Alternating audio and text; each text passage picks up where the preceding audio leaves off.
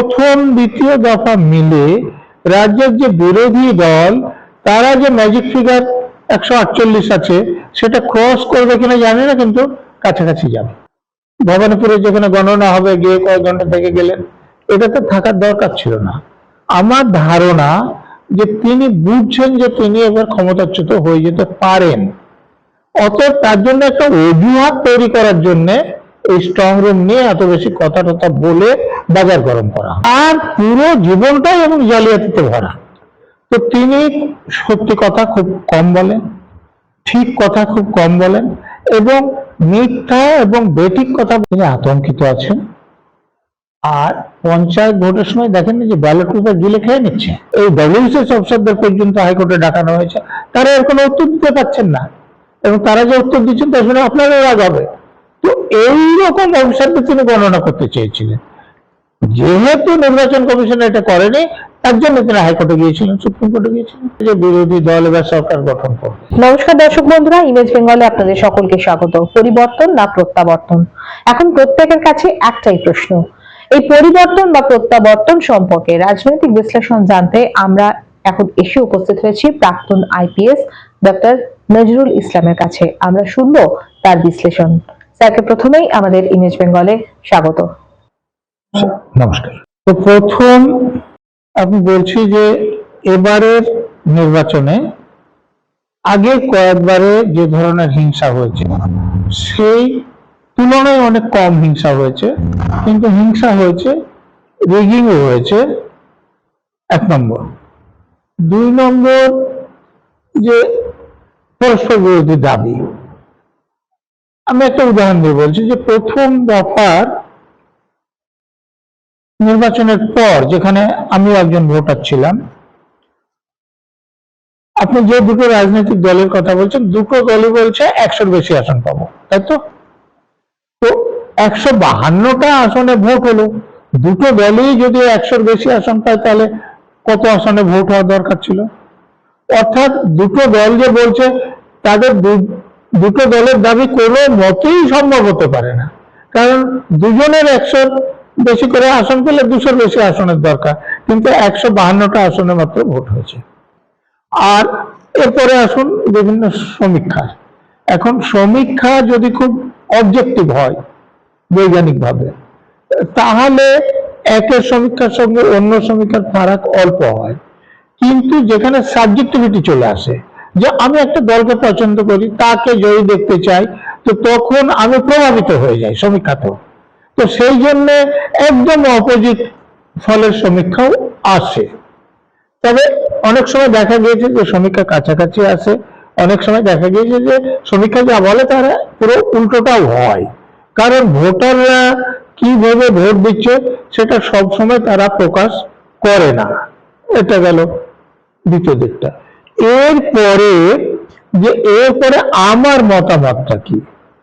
দেখুন, আমি যেটা মনে হয়েছে, এটা ভুলও হতে পারে, যে প্রথম দ্বিতীয় দফা মিলে রাজ্যের যে বিরোধী দল তারা যে ম্যাজিক ফিগার 148 আছে সেটা ক্রস করবে কিনা জানি না, কিন্তু কাছাকাছি যাবে। এখন যতটা জানা গিয়েছে, স্ট্রং রুমে 3টে ধাপে সিকিউরিটি আছে, মানে কেউ ঢুকতে হলে যে 3টে স্তর তাকে ডিগিয়ে যেতে হবে, তারপরে ইভিএম গুলো আছে।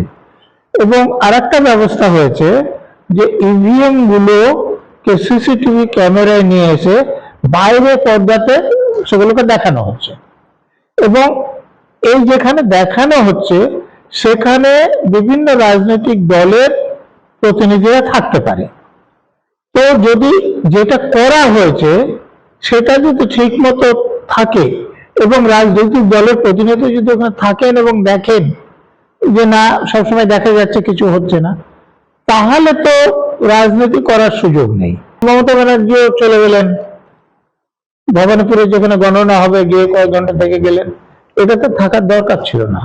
আমার ধারণা যে তিনি বুঝছেন যে তিনি এবার ক্ষমতাচ্যুত হয়ে যেতে পারেন, অতএব তার জন্য একটা অজুহাত তৈরি করার জন্য এই স্ট্রং রুম নিয়ে এত বেশি কথা টথা বলে বাজার গরম করা হচ্ছে। রাজ্যের শাসক দলের নেত্রীর পরিচয় আপনারা জানেন।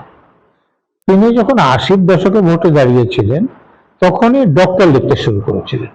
তো লোকে যখন জিজ্ঞেস করলো যে কোথায় থেকে ডক্টরেট করেছেন, মানে কাউকে ডক্টরেট করতে তাকে কেউ দেখেনি, তিনি বললেন ইস্ট জর্জিয়া ইউনিভার্সিটি থেকে করেছে।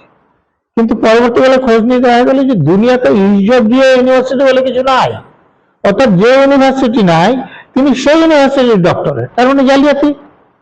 তো তার পুরো জীবনটাই এবং জালিয়াতিতে ভরা।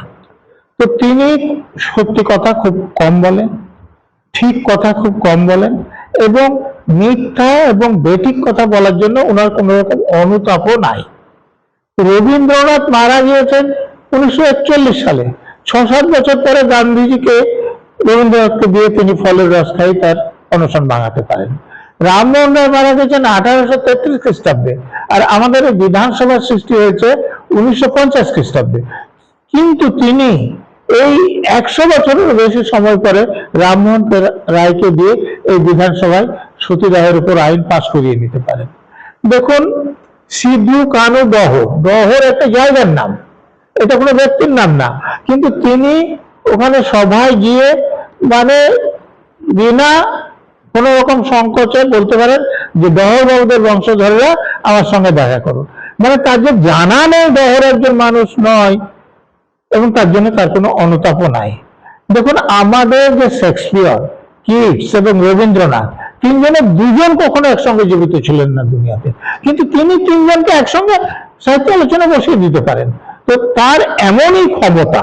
তো আমি যেটা বলতে চাইছি যে তার কারচুপি তার স্বভাবগত। তো তিনি যে ভোট গণনায় বা ভোটার তালিকা তৈরিতে নিজের বসংবদ দলদাস লোকদের দিয়ে যেটা করতেন, এবার কাউন্টিংও সেটা করার ওনার ইচ্ছে ছিল। কিন্তু নির্বাচন কমিশন যে কাউন্টিং অফিসার বা কাউন্টিং সুপারভাইজার কেন্দ্রীয় সরকারি কর্মচারীদের নিয়োগ করেছেন, তারা তার কথা শুনে কারচুপি করবে না। সেই জন্য যাতে কেন্দ্রীয় সরকারি কর্মচারীদের কেন করা হবে, রাজ্য সরকারি কর্মচারীদের কেন করা হবে না, তার জন্য হাইকোর্টে গেলেন। হাইকোর্ট বললেন যে এটাতে কোনো অন্যায় নাই, করতেই পারে নির্বাচন কমিশন। তাতে সন্তুষ্ট না, আমাদের করের টাকা খরচ করে সুপ্রিম কোর্টে গেলেন। সুপ্রিম কোর্টের ওপর আর কোন কোর্ট নাই। সুপ্রিম কোর্ট যখন বলে দিয়েছে যে অসুবিধাটা কোথায়, নির্বাচন কমিশন তো করতেই পারে, এখন কোর্ট যদি তার উপর থাকতো তারা যেতেন, কিন্তু নেই, সেই জন্য তারা এটা কিছু করতে পারছেন না। কিন্তু তাদের উদ্দেশ্য সম্পর্কে আপনাদের ধারণাটা পরিষ্কার হওয়া উচিত। আপনি যেটা বললেন যে মমতা বন্দ্যোপাধ্যায় এবং তার যারা নেতৃবৃন্দ, শাসক দলের নেতারা, আপনারা দেখেন ব্যালট তুলে পুকুরে জলে ফেলে দিচ্ছে, এটা দেখেছেন। আবার যারা গণনা একরকম গণনা করে অন্যরকম রিপোর্ট করছেন, তো এদেরকে যখন হাইকোর্টে মামলা হয়ে এই ডব্লিউবিসিএস অফিসারদের পর্যন্ত হাইকোর্টে ডাকানো হয়েছে, তারা এর কোনো উত্তর দিতে পারছেন না, এবং তারা যে উত্তর দিচ্ছেন তার জন্য আপনারও রাগ হবে। তো এইরকম অফিসারদের তিনি গণনা করতে চেয়েছিলেন। যেহেতু নির্বাচন কমিশন এটা করেনি, তার জন্য তিনি হাইকোর্টে গিয়েছিলেন, সুপ্রিম কোর্টে গিয়েছিলেন। কিন্তু এর পরেও নির্বাচন কমিশনের নিরপেক্ষতা নিয়ে বারবার প্রশ্ন তুলছে তৃণমূল কংগ্রেস। আপনি তো যেটা বলছেন, রাজ্যের নির্বাচন কমিশন পঞ্চায়েত ভোটে একদম পুরোপুরি পক্ষপাতিত্বে প্রমাণ দিয়েছিলেন, তখন তারা কি বলেছেন? তো এখন কেন্দ্রীয় নির্বাচন কমিশন তার কথা মতো কাজ করছেন না, তো তার কথা মতো যদি কাজ না করে তাহলে তারা নিরপেক্ষ হয় কি করে? পরিষ্কার।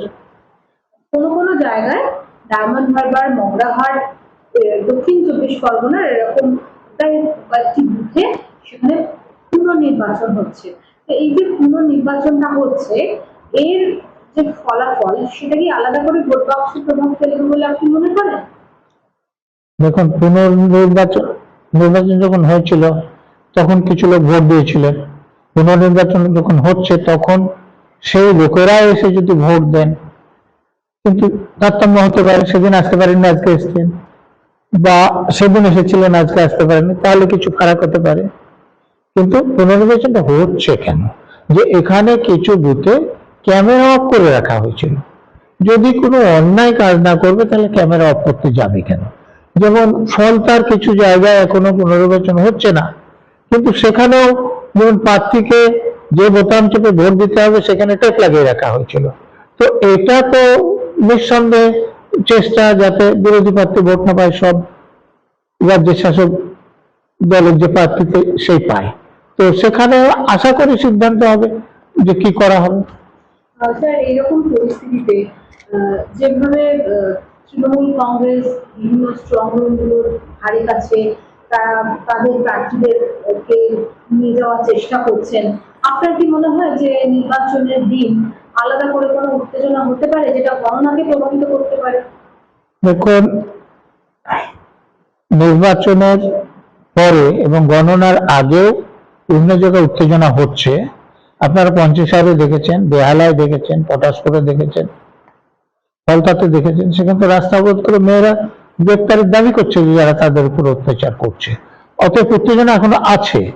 তবে এবার নির্বাচন কমিশন যেটা ব্যবস্থা করেছে যে সেখানে কেন্দ্রীয় বাহিনীও থাকছে, রাজ্য পুলিশও থাকছে, এবং বেশি লোকের জমায়েত দু একবার হয়ে গিয়েছে তারপরে তারা হতে দিচ্ছে না। এটা যদি তারা নিয়ন্ত্রণটা রাখতে পারেন তাহলে সেখানে উত্তেজনা হবে না, কিন্তু অন্য জায়গায় উত্তেজনা হবে না সেটা বলা যাবে না। স্যার, আমরা আরেকটু অন্য প্রসঙ্গে যাচ্ছি, সেটা হচ্ছে যে এবারের যে নির্বাচন দেখলাম সেখানে কেন্দ্রীয় বাহিনীর যে ভূমিকা দেখলাম বা নির্বাচন কমিশনের যে ভূমিকা দেখলাম সেটা আমার মনে হয় যে ঐতিহাসিক। আপনি আরো ভালো করে বলতে পারবেন যে বিগত নির্বাচনগুলোর তুলনায় এই নির্বাচনে যেভাবে মানুষ ভোট দিতে পেরেছে এবং যে পরিমাণে ভোট পড়েছে সেটা সেটা কিসের ইঙ্গিত বহনকারী বা কি ইঙ্গিত দেয়? দেখুন, বেশি ভোট পাওয়ার কতগুলো কারণ আছে। ধরুন, একটা কারণ, যখন শাসন ক্ষমতায় যারা আছেন তাদেরকে লোক উৎখাত করতে চায় তখন বেশি ভোট পড়ে। তবে এবার আর একটা কারণ কাজ করেছে। আমি বললাম না যে আমি ভোট দিতে গিয়েছিলাম বা সেই ট্রেনের লোকদের সঙ্গে যে কথা বলেছি, ওখানে লোকদের কথা বলেছি, তাতে যারা পরিযায়ী শ্রমিক আছে কিছু, তাদের কয়েকজন আমাকে যেটা বলছিলেন যে এই ভোটার তালিকা নিয়ে এত গন্ডগোল হয়েছে, আমি যদি ভোটটা না দিই নামটা যদি কেটে দেয়, অত ভোটটা দিতে হবে। অর্থাৎ এই যে ভোটার তালিকা সংশোধনের কাজের ফলেও কিছু লোক ভোট দিচ্ছে। আবার এটাও হতে পারে, দেখুন, যে ভোটার তালিকা সংশোধনের একটা খারাপ দিক আছে, এটা বলা উচিত। সেটা হচ্ছে যে ধরুন, যে যাদের নাম অ্যাডজুডিকেশন করে বাদ গেল, কিন্তু তারপরে ট্রাইব্যুনালে গিয়ে দেখবেন যে দুজন প্রার্থীর নাম আগে এসেছিল, তারপর প্রথম দফা নির্বাচনের আগে 139 জনের নাম আসলো, দ্বিতীয় দফা নির্বাচনের আগে 1468 জনের নাম আসলো। তার মানে অ্যাডজুডিকেশনে যারা বাদ গিয়েছিল তার মধ্যে থেকে যখনই ট্রাইব্যুনাল দেখছে বেশিরভাগ লোকের নাম তালিকায় চলে আসছে, তো তার মানে আরো অনেক লোকের নাম তো তালিকায় আসবে। তার মানে এরা বৈধ ভোটার। কিন্তু বিভিন্ন রাজনৈতিক দলের বিরোধে সুপ্রিম কোর্টে একটা রায়ের ঢালে নির্বাচন কমিশন এবং রাজনৈতিক দলগুলো মিলে এমন অনেক ভোটার আছেন যারা ভোটে দাঁড়াতে পারতেন বা ভোট দিতে পারতেন, তাদেরকে বঞ্চিত করা হলো। এদিকটা তো কালো দিক, সে ব্যাপারে কোনো সন্দেহ নেই। স্যার, সর্বোপরি যেটা প্রশ্ন যে এবারে প্রথম এবং দ্বিতীয় দফায় যে ভোট হলো বা যেভাবে ভোট পড়লো, মানুষ শান্তিপূর্ণভাবে যতটা ভোট দিল, আপনার কি মনে হয় যে কে কত আসন পেতে পারে? আমি তো বললাম যে আমার ব্যক্তিগত ধারণা, রাজ্য বিরোধী দল যে সরকার গঠন করার জন্য যে 148 দরকার, সেটা ক্রস করবে কিনা সে ব্যাপারে আমার একটু সন্দেহ আছে, কিন্তু কাছাকাছি চলে যাবে। তৃণমূল কংগ্রেস? তাহলে আপনি 140টা বাদ দেন, তাহলে কত থাকছে? 294টার মধ্যে গোটা দশেক সিট যেমন বামফ্রন্ট পাবে 2-3টে, কংগ্রেস হয়তো 2-3টে পাবে, আইএসএফ দু একটা পাবে, হয়তো হুমায়ুন কবির এক একটা পেতে পারেন। এই করে আমি 7টা থেকে 10টা সিট এই দুই দলের বাইরে যাবে বলে মনে করছি। তো তাহলে 294 থেকে 10টা চলে গেলে 284 থাকছে। এই 284 থেকে যদি 144 বাদ চলে যায়, তাহলে আপনি বুঝতে পারছেন যে সংখ্যাগরিষ্ঠতা পাওয়ার মতো জায়গায় রাজ্যের শাসক দলও থাকতে পারে।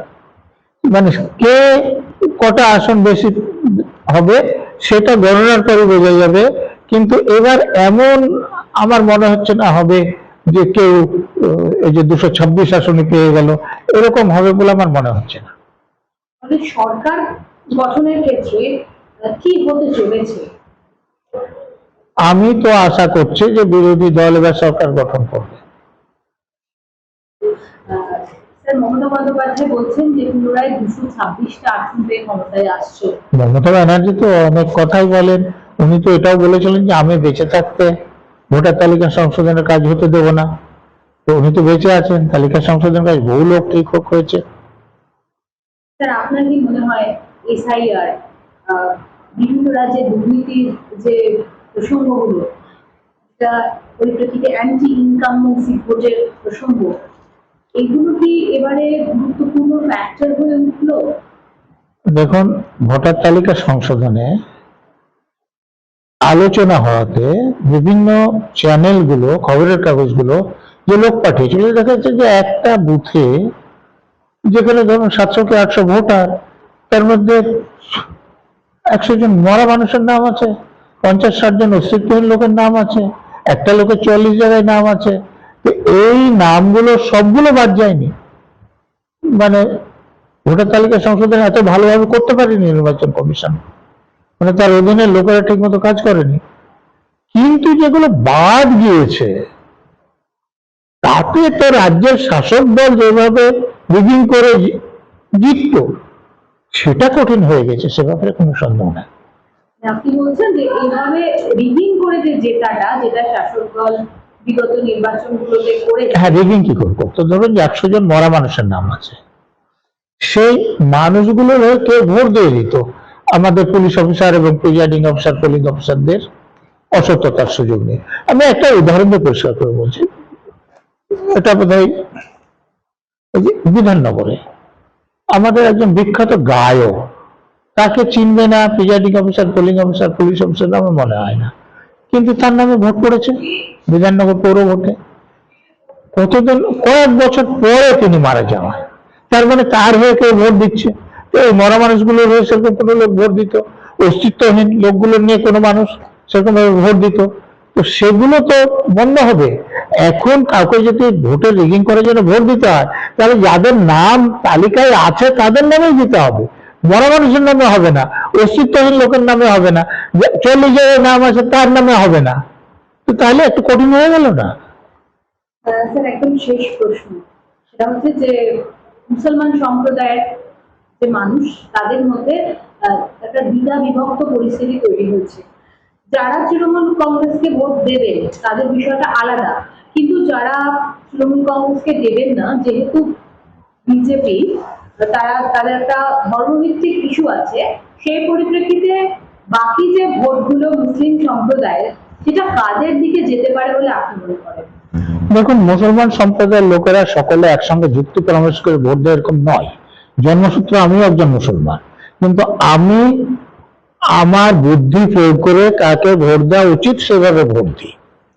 এখন সাধারণ মুসলমান যারা ততটা সচেতন নন, বা যারা কোনো একটু দালালদের কথা শুনে বা রাজনৈতিক নেতাদের কথা শুনে ভোট দেয়, তাদের অনেককেই আমাদের রাজ্যের শাসক দল বোঝাতে সমর্থ হয়েছিল যে বিজেপি আসলে বিপদ, তোমাদেরকে দেশ থেকে বের করে দেবে, নাহলে ডিটেনশন ক্যাম্পে রাখবে, অতএব তোমরা আমাকে ভোট দাও। এবং তাদেরকে আরো কিছু প্রতিশ্রুতি দিয়েছিল। কিন্তু মুসলমানরা দেখছে যে তারা সে প্রতিশ্রুতি তো রাখছে না, বরং মুসলমানদেরকে ক্রিমিনাল করে দিচ্ছে। প্রতিশ্রুতি কথা একটা উদাহরণ তাহলে বুঝতে পারবেন। মমতা ব্যানার্জি বারবার বলেছিলেন 10,000 মাদ্রাসা করবো, অনুমোদন দেবো। 15 বছর হয়েছে, 1000ও হয়েছে কি? 234টাকে 35টা হয়েছে। তাতেও সেখানে বলছেন যে আমি অনুমোদন দিয়েছি কিন্তু বেতন দেবো না। আরে আপনি একটা যদি স্কুল করতেন তাহলে তো বেতন দিতেন, তাহলে মাদ্রাসা করেছেন বেতন দেবেন না, তাহলে মাদ্রাসায় যারা পড়াবে তাদেরকে বাতাস বেঁচে থাকবে? তো তাহলে এটা তো মুসলমানদের ক্ষতি হচ্ছে, এটা তো মুসলমানরা বুঝতে শিখছে। এই যে ধরুন মমতা ব্যানার্জি সারাদিন খেয়ে দিয়ে ইফতার করতে যান, তো একজন সাংবাদিক যখন জিজ্ঞেস করেছিলেন তখন বলেছিলেন যে হ্যাঁ, যে গরু দুধ দেয় তার লাঠি খাওয়া উচিত, তাই তো? তার মানে কি, মুসলমানদের ভোটটা হচ্ছে দুধ, আর মুসলমানদের ইফতার পাড়াতে যে লাঠি খাওয়া, আর মুসলমানরা হচ্ছে গরু।